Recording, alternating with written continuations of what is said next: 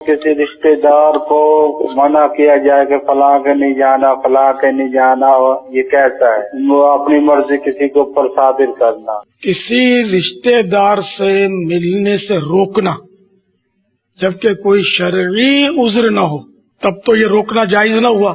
جیسے کہ یہ زیادہ تر اس میں ہوتا ہے کہ میاں بیوی میں انبن ہو گئی اور آزادی مل گئی تو اب وہ ماں بیٹوں کو روکتی ہے، بیٹے بیٹی کو، کہ تمہارے باپ سے نہیں ملنا.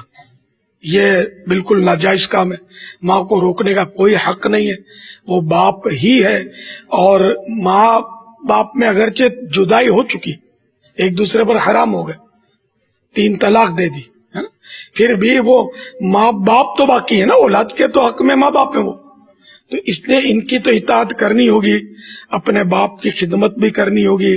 مالی طور پر اس کو حاجت ہے تو اس کو مال بھی پہنچانا پڑے گا، پیسے بھی دینے ہوں گے.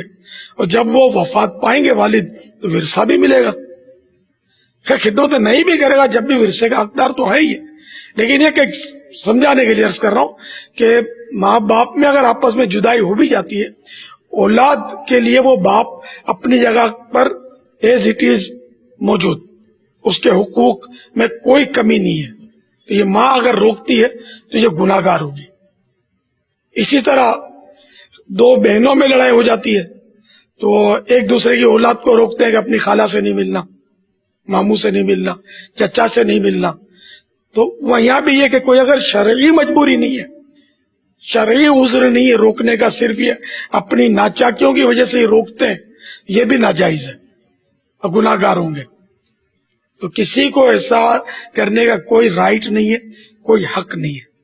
بلکہ عام مسلمان سے بھی ملاقات سے کسی کو روکنا، جبکہ وہی کہ کوئی شرعی وجہ نہ ہو، صرف اپنی نفسانی خواہشات کی وجہ سے، اپنی دشمنی کی وجہ سے روکنا، اس کی بھی ممانعت ہے.